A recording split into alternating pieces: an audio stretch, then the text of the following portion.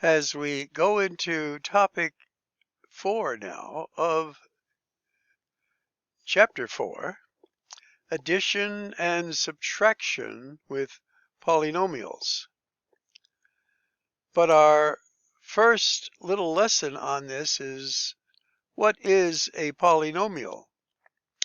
Well, we can see, let's just review this a little bit. You can write this on the top of your page. 2x to the third plus 4x to the second minus x plus 5. This is an algebraic expression, contains variables. But is it a polynomial? And the answer is yes. So, some background questions. How many terms are in this polynomial? Well, terms are separated by either a plus or a minus sign. So there are 4 terms.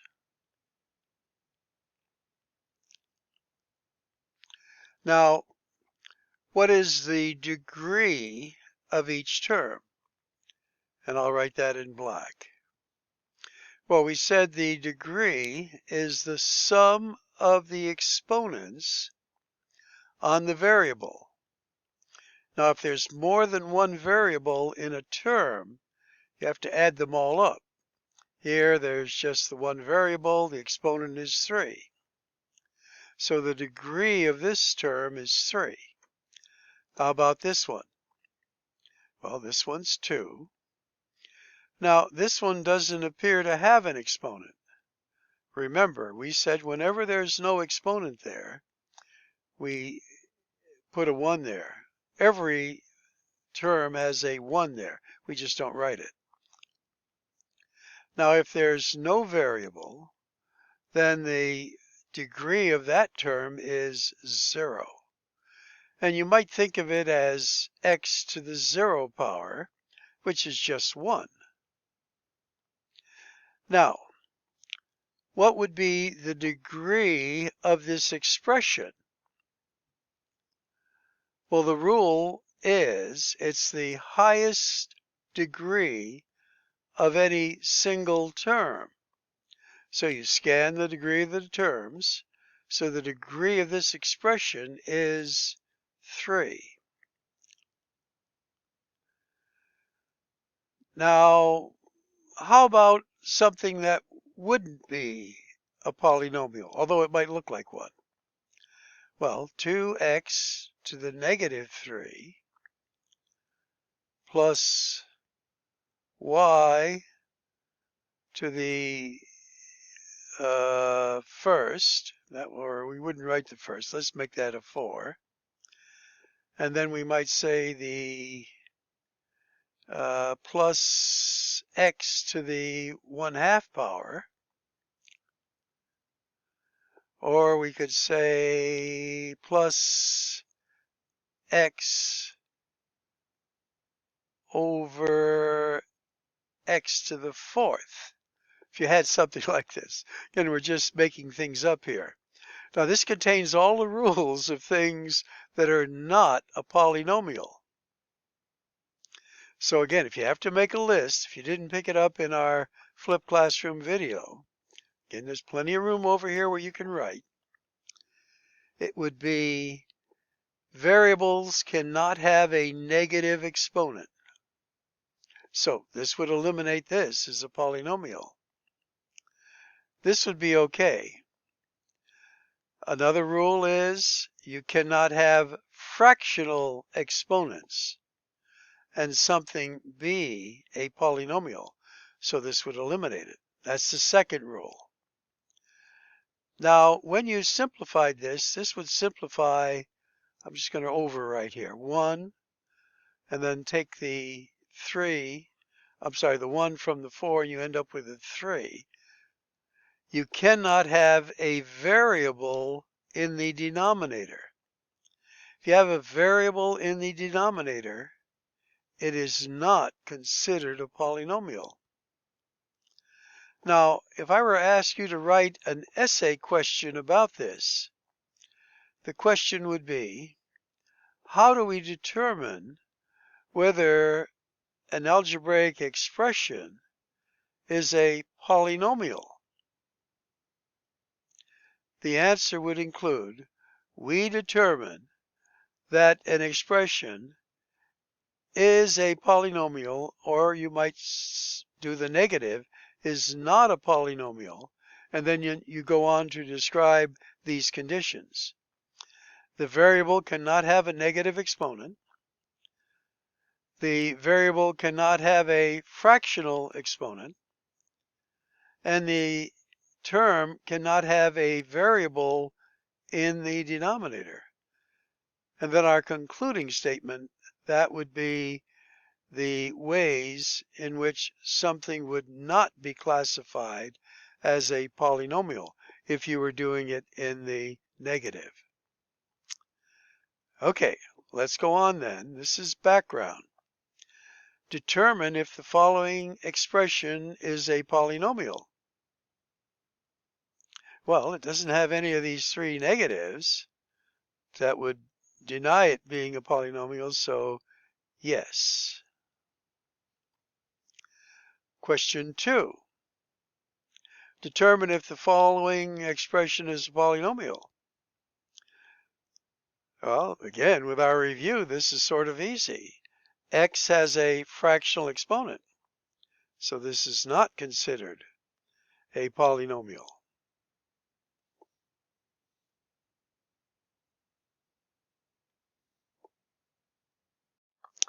Now for number 3.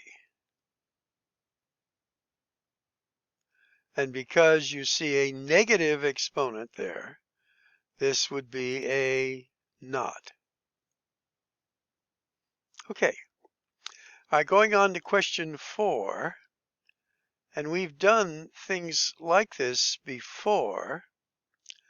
I'll set up the model for you, and then you can work on these as classwork. We're going to have a negative 4. We're going to put our value of x in there.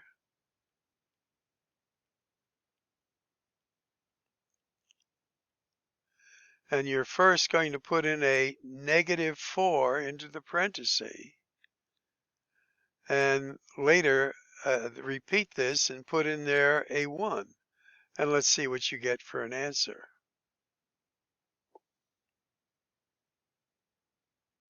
So again, the use of the parentheses when you're doing this is very useful, because here we know we have a negative 4 that's being squared, which gives us a positive 16, times negative 4 gives us a negative 64. And this is straightforward now. Negative 4 times 5 is a negative 20, plus 3. This is a negative 84, plus 3, a negative 81. Now the next one. So 1 squared is 1. Negative 4 times 1 is negative 4. This is a plus 5, plus 3. So we have 8 minus 4 is 4. So again, something relatively easy. Now we're looking for protocol, modus operandi, a strategy for doing these. Now you could do it horizontally, or you can line them up vertically. There's a plus in the center, so we get 4x minus 6. That's one set. Now you're going to put these under their like term columns. A negative 3x, a negative 8. And now you're just going to add. So this will be a negative 14, and this would be an x. Now, keep in mind, don't put a 1 there. MATLAB takes off for that. Although anytime you want to use it for calculation purposes, that's fine. Now, addition is pretty straightforward when we have parentheses. We just remove the parentheses, put them in like term columns, and then calculate. But when we indicate subtraction here, and I'll go back to red, this is a little bit different. So the one that's not subtraction, you would just write negative 9x plus 6, and do this along with me. Now, when there's a negative sign in front of a parenthesis, you can think of it as if there were a negative 1 there, that we wouldn't write the 1. The shortcut rule is just change all the signs of what's inside. Or if you want to distribute, a negative 1 times this is a negative 5x. A negative 1 times a negative 7 is a positive 7. Again, if there's a negative sign in front, the shortcut would be just remove the parentheses and change each sign.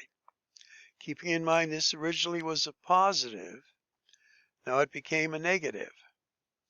This was a negative, becomes a positive. You have them in like term columns, and now you just add up. So this is a negative 14x plus 13. Now, again, if you feel strongly about doing it horizontally, I don't mind that. Just be careful of the signs.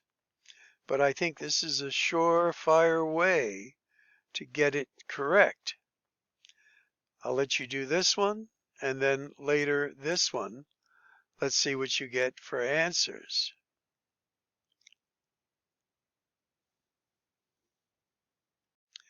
So once again, as we look at these, you remove the parentheses, change each of the signs.